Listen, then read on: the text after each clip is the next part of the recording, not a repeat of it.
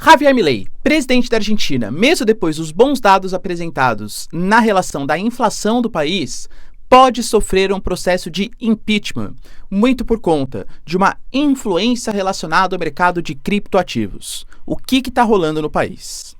Falar um pouquinho também sobre a crise que se estabelece no continente europeu em uma série de vertentes diferentes e para vocês terem uma noção da gravidade do problema, depois da Conferência de Segurança de Munique, que os europeus escutaram algumas coisas que não foram muito bem quistas, não foram muito bem recebidas dos Estados Unidos, fazem uma reunião de emergência convocada pelo Macron, talvez hoje a principal liderança da União Europeia. O que vai ser discutido, hein? Inclusive, existe a possibilidade de duas propostas de paz diferentes acontecerem em relação à guerra Rússia-Ucrânia, tendo de um lado Estados Unidos e Rússia e do outro lado Ucrânia e União Europeia. Ao mesmo tempo, a gente tem a notícia que o Zelensky recusou a proposta das terras raras dos Estados Unidos, alegando que os americanos hoje não fornecem mais garantias de segurança para a Ucrânia. O que está rolando no continente europeu? Se vocês querem entender um pouco mais sobre esses assuntos, e muito mais também sobre geografia, geopolítica, atualidades, política, polêmicas, enfim. Tudo para você se manter sempre bem atualizado. Já se inscreve no canal, deixa seu like e compartilha esse vídeo, que o professor Ricardo conta muito com a sua ajuda. Belezinha? Pessoal, recado rapidinho aí da nossa parceiraça do canal. A sua empresa, a sua marca está em perigo. Eu sei porque a minha também estava até pouco tempo atrás, porque eu não tinha um registro no INPI. Para quem não sabe, eu tenho uma empresa, professor Ricardo Marcílio, que tem todo um ecossistema ligado à educação. É canal do YouTube, é plataforma, só que eu corri o risco de perder por falta de segurança jurídica. Mas de verdade, quando você vai tentar fazer, é um processo lento, burocrático e extremamente difícil. Por sorte, a parceira aqui do canal, a Movon, ela agiliza todo esse processo para você. Então, se você quiser ganhar por um preço altamente competitivo, sem burocracia, registrar e ter uma garantia que a empresa, a marca vai de fato ser sua, link na descrição e conta com o serviço da Movon. Você não vai se arrepender. Bom, galera, então bora lá pro vídeo, ó.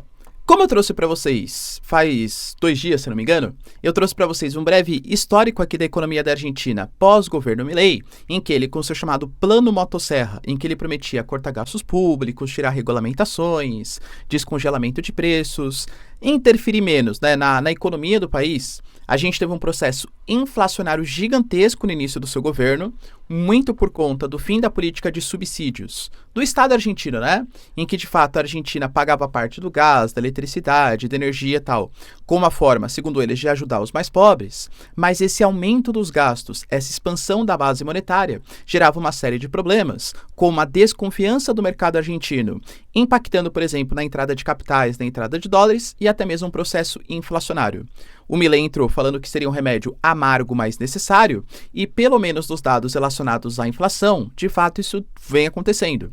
A gente teve uma inflação medida na casa de pouco mais de 2%. Se for pegar o acumulado do ano, pela primeira vez desde muito tempo, ficou abaixo dos 100% também. Ou seja, os dados eles foram positivos. Embora trago para vocês também que a oposição reclama que os mais pobres ainda estão sofrendo bastante, muito por conta da política do corte de subsídios. Então eu diria que são visões econômicas diferentes, né? Mas hoje, pelo menos no apoio popular, o Milei ele tem muito mais apreço da população do que a oposição kirchnerista, do que a oposição mais à esquerda. Só que, independente de popularidade e questões políticas, nós tivemos um problema na sexta, no sábado e agora respingando no domingo da Argentina. Javier Milei, ele é um grande adepto dessas pautas mais libertárias, dessas pautas do Estado interferir menos na economia, e claro, geralmente esses líderes, eles defendem, como o Nayib Bukele, por exemplo, a questão dos criptoativos. Você pega, por exemplo, o Trump, o Nayib Bukele, como eu falei, o Javier Milei, são todos adeptos aí das criptomoedas. O Milei, ele divulgou um investimento numa criptomoeda chamada cifrãozinho ali de dólar, Libra. Essa moeda, esse criptoativo, segundo o Milei, tá? Era um projeto privado dedicado a incentivar o crescimento da economia da Argentina, financiando empresas e empreendimentos argentinos.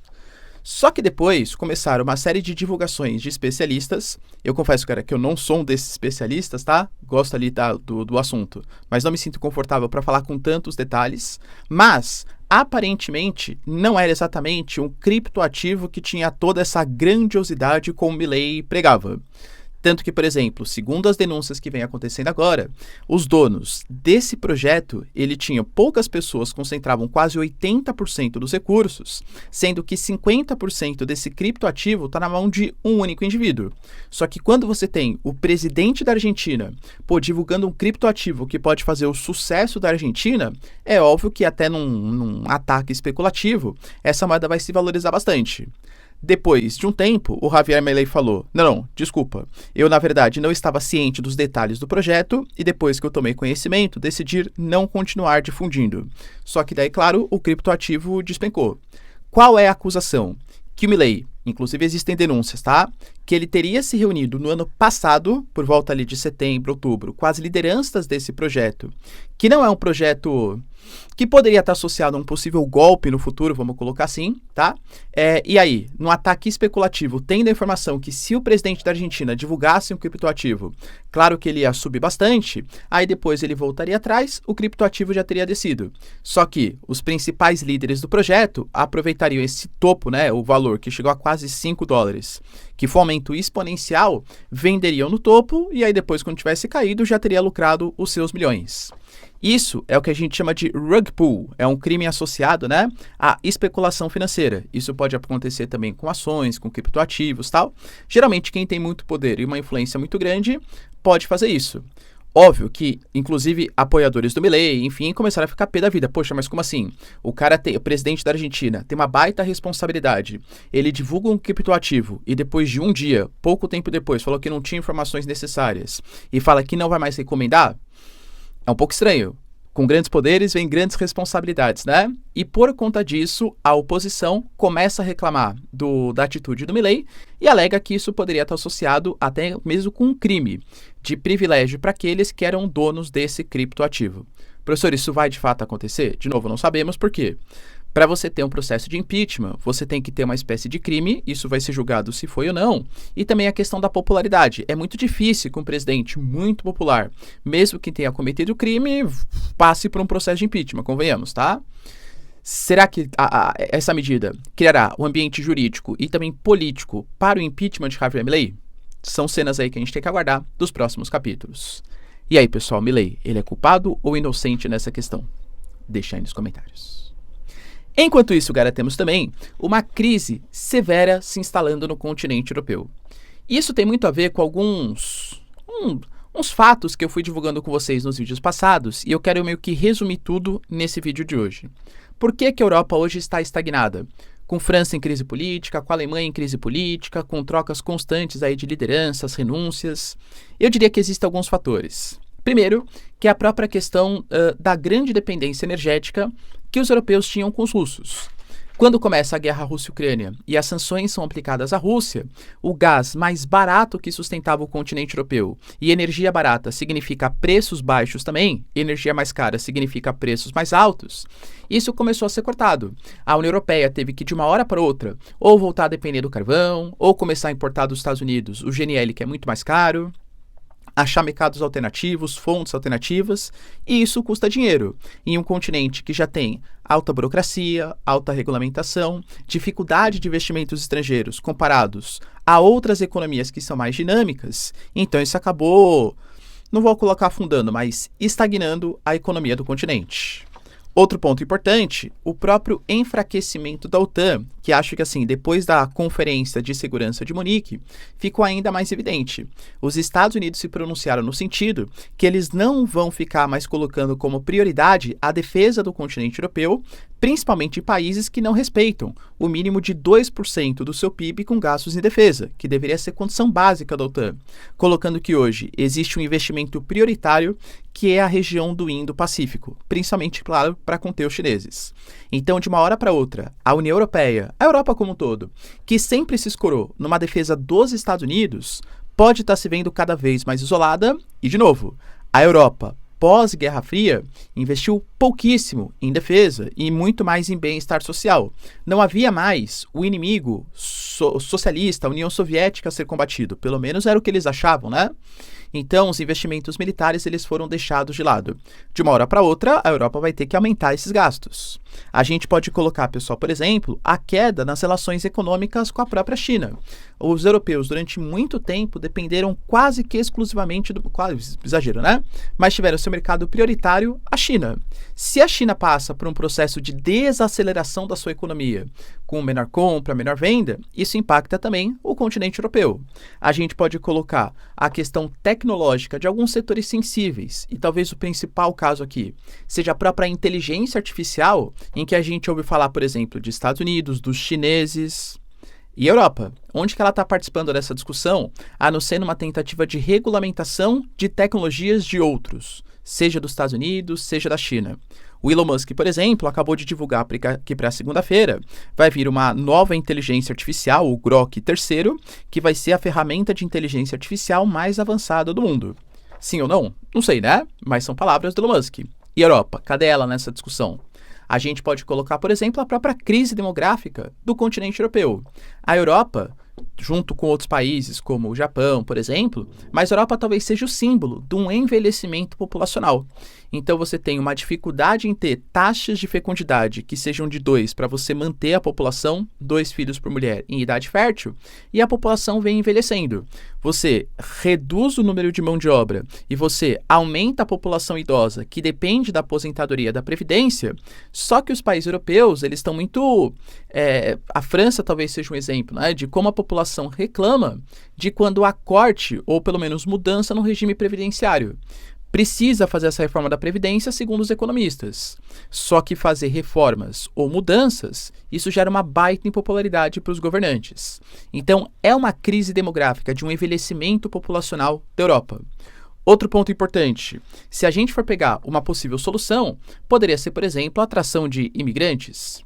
Vamos falar então de atrair imigrantes para o continente europeu? Imagina, hoje existe uma grande crise migratória do continente europeu, tanto na questão dos refugiados como a questão dos imigrantes ilegais.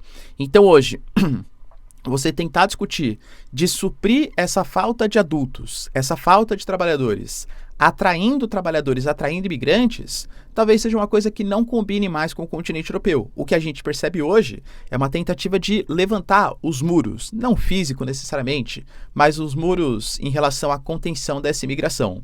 Ou seja, é um continente estagnado e, com isso, sucessivas trocas. A gente percebe que em momentos de crise tendem a aparecer os extremos. Seja um extremo mais nacionalista, seja um extremo mais intervencionista, seja uma extrema mais direita, uma extrema mais esquerda, né? Isso geralmente costuma acontecer. Por exemplo, quando a gente pega a própria crise, o ápice da crise da Grécia, ali quando a gente teve, né, depois nos anos 2000, 2010, a gente teve, por exemplo, o partido Syriza, o Alexis Tsipras, sendo eleito prometendo que simplesmente não ia pagar a dívida que tinha com a Troika. Isso é uma medida extrema. Geralmente isso aparece e fica mais popular no momento de grande crise econômica. Agora o que a gente percebe é o caminho quase que oposto. Ao invés do caminho ser mais à esquerda, o caminho está sendo mais à direita. Seja com a Alice Weidel, da AfD, seja com o VOC, seja com o Reform UK, seja com a Giorgia Meloni, com esses governos mais nacionalistas. A grande questão é que a Europa falou ontem na conferência que, por exemplo, quer fazer um exército comum.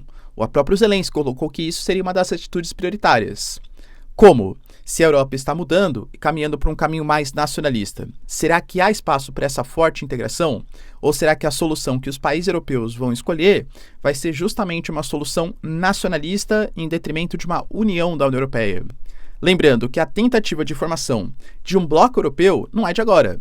Isso existe, eu diria que desde o final da Segunda Guerra Mundial, quando a Europa percebeu que o eixo político, econômico, cultural do mundo saiu da Europa e foi para a União Soviética, claro que é uma parte europeia, né, mas saiu da Europa Ocidental, e para os Estados Unidos. Ou seja, a Europa, que sempre foi o centro, entre aspas, do planeta, desde a região ali, né, da época da abertura do Mediterrâneo, das cidades italianas, depois com as grandes navegações, Holanda, a primeira Revolução Industrial, segunda Revolução Industrial, no pós-Segunda Guerra Mundial, perdeu essa primazia, perdeu essa grande importância. Qual será que vai ser o caminho que os europeus vão escolher? O Macron está extremamente preocupado e, inclusive, convocou uma reunião de emergência depois de algumas falas bem impactantes dos Estados Unidos. Não só em relação a não mais ajuda econômica aliás, ajuda militar tão forte para a Ucrânia, para a Europa, mas também relacionado a uma questão econômica. Poxa, o J.D. Vance, ele foi explícito, o vice-presidente dos Estados Unidos. Europeus, tomem cuidado, porque o principal risco que vocês têm para a Europa não vem de Rússia ou de China. O principal risco é interno. E aí foi bem explícito. Vocês, por exemplo, cancelaram uma eleição da Romênia, alegando interferências externas. A eleição da Romênia, um candidato, ele não foi eleito diretamente, mas ele iria para segundo turno, só que a Romênia considerou que foi muito divulgado pelo TikTok. Então a China, junto com os russos, teriam interferido no processo eleitoral para colocar um candidato na primeira colocação. Será que isso de fato aconteceu? Os Estados Unidos consideram isso como uma interferência no processo democrático. A gente teve, por exemplo, cordão sanitário sendo criticado. A Alemanha que prometeu que jamais votaria, por exemplo, junto com os partidos de extrema esquerda ou extrema direita do continente alemão. Hoje, do país, né, da Alemanha. Hoje, a gente tem, por exemplo, o Elon Musk, o J.D. Vance se reunindo com a Alice Weidel, ou seja, apoiando o que a Alemanha coloca como a extrema-direita do país. A gente tem, por exemplo, ataques que foram feitos à liberdade de expressão e os Estados Unidos colocando que a Europa cada vez mais se afasta de valores democráticos, gerando várias críticas. Até mesmo o pessoal do presidente da Alemanha e do próprio Olaf Scholz, colocando que nenhum país vai interferir na soberania da Alemanha. A França convocou essa reunião de emergência, principalmente porque vai ter que dar conta de bolar algum tipo de proposta de paz, porque aparentemente os Estados Unidos não estão favoráveis a que a Europa participe das discussões. Então a gente pode ter, olha que coisa estranha, duas propostas de paz diferentes sendo feitas. Uma liderada pelos Estados Unidos com a Rússia, que deve se reunir na Arábia Saudita essa semana inclusive, né, semana que está entrando, e outra liderada pelos europeus, com agora o Macron convocando essa reunião de emergência no continente europeu, muito possivelmente também para discutir a questão guerra Rússia e Ucrânia, e como que a Europa pode bolar um plano de paz. Porque, pelas informações preliminares, os Estados Unidos hoje estão muito mais próximos da Rússia do que da própria Europa, do que do próprio Zelensky, da Ucrânia. Por exemplo, se a gente for pegar o posicionamento nas eleições que existem nos países europeus, geralmente Rússia e o governo Trump apoiam os mesmos candidatos. A Rússia, por exemplo, já dá indicativos que prefere que a AfD seja eleita. A AfD, por exemplo, tem um pensamento muito mais não pró-russa, né? Mas contra o financiamento da Alemanha à Ucrânia. Os Estados Unidos também apoiam a AfD. Esses grupos ultranacionalistas, anti-União Europeia, eles são apoiados tanto pelo Putin quanto aparentemente pelo Trump. Então há uma certa proximidade de pensamentos. E a Europa, hoje, os atuais governos, né, Macron, Olaf Scholz, vão tentar resistir a essa ofensiva, a essa intervenção. Será, pessoal, que de fato vai conseguir?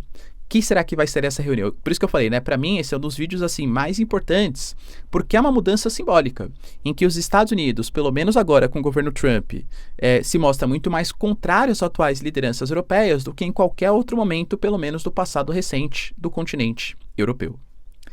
Para vocês terem uma noção, lembra que eu comentei com vocês que o Trump, ele até cogitou continuar ajudando a Ucrânia, alegando que poderia ter acesso aos minerais terras raras da Ucrânia. A Ucrânia fez uma espécie de esboço dos minerais onde eles estavam concentrados, alegando que alguns estavam inclusive já sob poder dos russos. Ou seja, o Trump, eu dou para você, beleza, né, os minerais terras raras, só que vocês vão ter que me dar garantias de segurança. Aparentemente, segundo Zelensky, isso não vai acontecer. A gente teve, primeiro, o Trump aparentemente mudando a sua proposta. Ele não quer mais o valor de 500 bilhões de dólares. Ele quer acesso à metade das terras raras. Para vocês terem uma noção, isso dá um valor de cerca de 11 trilhões de dólares em reservas estimadas. E lembrando que, assim, os Estados Unidos ajudou, claro, mas o valor máximo, está na casa de pouco mais de 100 bilhões de dólares. O Trump quer 11 trilhões como garantia de segurança, talvez seja um valor superfaturado, né? O Zelensky, inclusive, garantiu que rejeitou o acordo, porque hoje não tem mais a certeza se pode contar ou não com o apoio garantido dos Estados Unidos. E aí, pessoal, vocês acham que realmente a Europa vai conseguir formar esse exército europeu, essa essa convergência aí entre vários países e fazer uma proposta de paz diferente para o Zelensky, enquanto os Estados Unidos e Rússia vão formular sua proposta de paz, o que você percebe na mídia americana é que hoje já é dado como certo a derrota da Ucrânia. E quanto mais cedo ela aceitar essa derrota e aceitar as reivindicações do Putin, do Trump na próxima cúpula que vai rolar, melhor para os ucranianos. Hoje a Europa não tem condições de defender a Ucrânia, por mais que queira, e a reunião do Macron foque justamente nisso. Beleza, pessoal? Deu para entender os principais acontecimentos? Se vocês curtiram o vídeo, então, já deixa seu like e se inscreve no canal. Tamo junto, beijos, abraços e tchau, tchau.